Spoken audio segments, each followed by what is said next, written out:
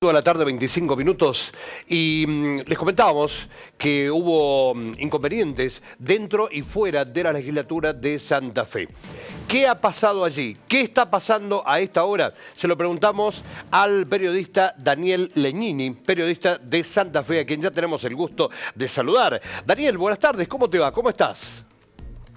Muy bien, Jorge, un gusto saludarlos. Pero el gusto Aclaramos que yo estoy en Rosario y la sesión es en Santa Fe, pero bueno, de acá la seguimos porque Rosario depende de las decisiones que se toman en la capital de la provincia y esto ha Bien, sido muy importante.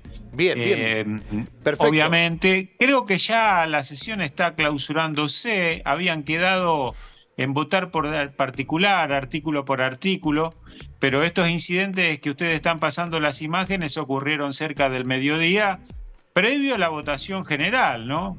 Fue temida o si al final se podía desarrollar o no, frente a tamaños desmanes que hubo en la legislatura. Pero bueno, lo que se votó era importante, uno no creía que iba a desencadenar una reacción así, pero finalmente la hubo.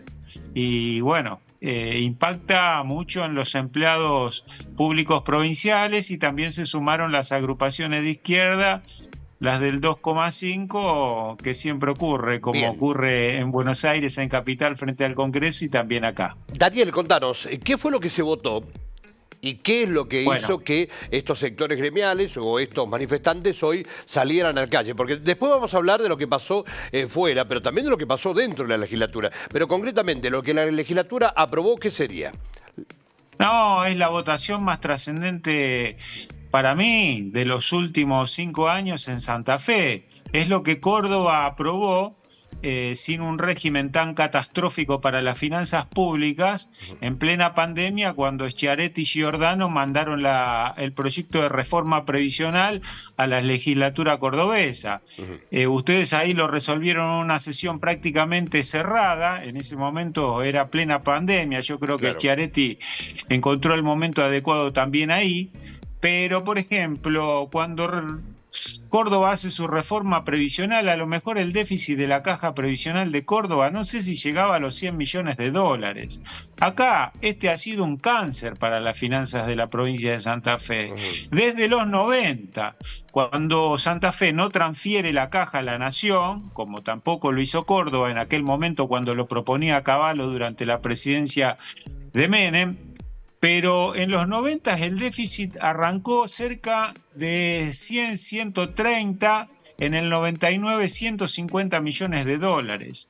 Hoy el déficit previsional por año de la caja provincial es de 430 millones de dólares. Vos imaginate que si no hubiese existido esa sangría, todas las obras que podría haber desarrollado la provincia de Santa Fe. Se habla de prácticamente 2.000 millones de dólares a lo largo de los 10 años, que han ido mucha parte de ellos a unas jubilaciones que eran peor y que son todavía más escandalosas. Yo creo que son las más escandalosas del país. ¿Por qué? ¿Por qué te digo? Porque ahora no están dando las cifras desde hace varios meses, pero la provincia de Santa Fe en empleados públicos debe tener un lote de entre 1.000 y 1.500 jubilaciones que van de los 10 a 22 millones de pesos. ¿Por qué? Porque están enganchadas en una suerte de 82% móvil a al activo de todos los integrantes del Poder Judicial, por ejemplo, cuyos ministros están en 25 millones de dólares cobrando actualmente. Entonces vos tenés jubilaciones al sector judicial que van de 10 a 20 millones de pesos por cabeza, fácil. Y bueno, no se podía seguir sosteniendo esto de acuerdo a la visión que tuvo Puyaro, porque se enfrenta con un presidente que es Milei, que le dice: yo no te voy a bancar esto, Claro. y hagan la reforma antes de que los denuncie públicamente. Yo creo que el desencadenante de por qué se tuvo que hacer esta reforma pasa por ahí. Yo te mencioné el 82% móvil. Aclaro que el 82% móvil es para todos los jubilados de los estatales de la provincia de Santa Fe. Lo que pasa que en algunos sectores, como los docentes, como los empleados públicos, como los no docentes y demás, son sueldos acordes, entonces ese 82% no es tan gravoso. Claro, claro. Pero hay mucho sueldo Bien. privilegiado acá. Bien. Entonces tenés sueldos de 15, de 20 millones, de 25 millones, que cuando vos pagas una jubilación del 82% móvil, se te produce todo este descalabro. ¿Y por qué lo mencionamos? Porque el que ha soportado este tremendo déficit para unas jubilaciones escandalosas ha sido, en definitiva, como tiene que ocurrir, el contribuyente santafesino. Entonces, Santa Fe no tuvo obras, pagó impuestos exorbitantes para financiar esta sangría a lo largo de las últimas 2 décadas. Y lo que se vota hoy, vos fijate, y perdón si me fui muy largo, por ejemplo, esas jubilaciones que actualmente son de 20 millones, el tope lo establece entre 8 y 10 millones, es decir, que ya te las rasura a la mitad. Pero sobre eso establece un aporte mensual sobre esas jubilaciones para financiar a la caja.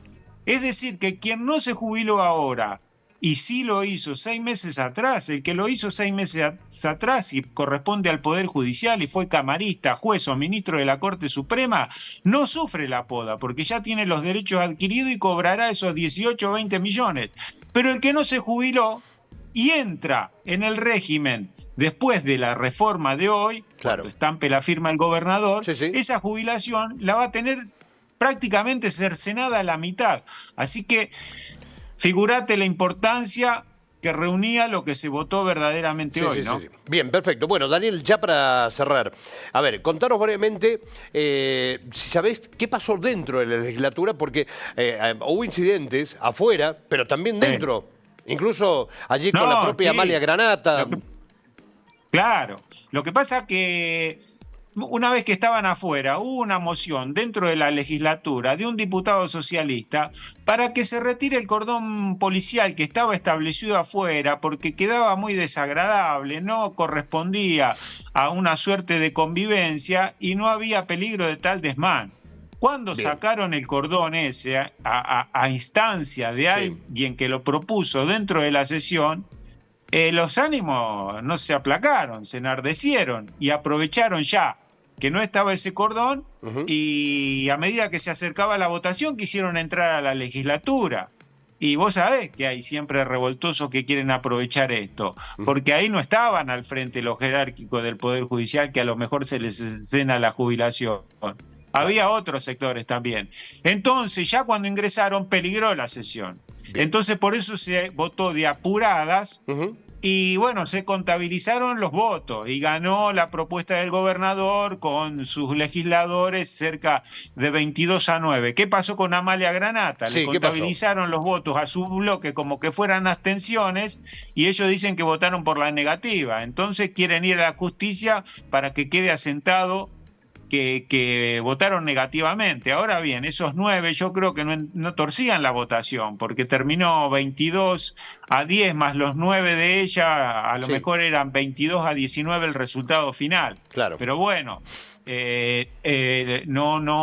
es, según Granata, lo que corresponde, y bueno, entonces alzó la voz precisamente por esto.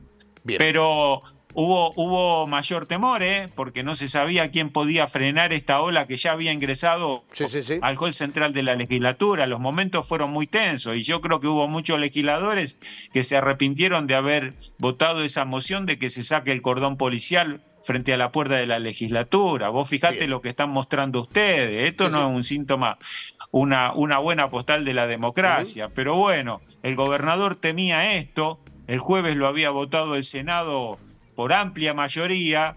Había un grupo de diputados socialistas que no quería votar el mensaje del gobernador porque ellos defienden el 82%, fue una bandera del socialismo, no defienden que se les cercene determinados aumentos a los empleados públicos. Estaba peleada la cosa. Finalmente el gobernador Puyaro saca esto, que finalmente yo te digo, ¿no?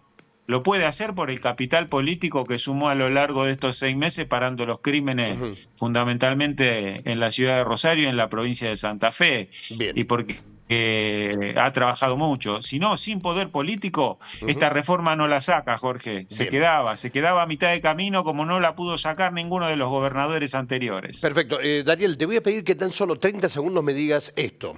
¿Cuál es el clima social que se vive hoy en la provincia de Santa Fe, y particularmente quizás en lugares de cantidad importante de habitantes como lo son Rosario y la propia Santa Fe capital. ¿Cuál es el clima social que hay por estos días, por estas horas? Mucho mejor, Jorge, que 6 meses atrás. Mucho mejor que en diciembre, enero, febrero.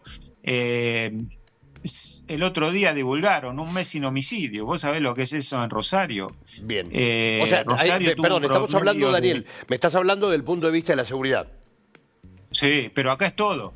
Ajá. Porque te influye sobre la noche. Claro. Hoy vos tenés 3 veces más los jóvenes en los bares de Pichincha que en diciembre. ¿Me entendés? Se vive, el clima social Ha cambiado.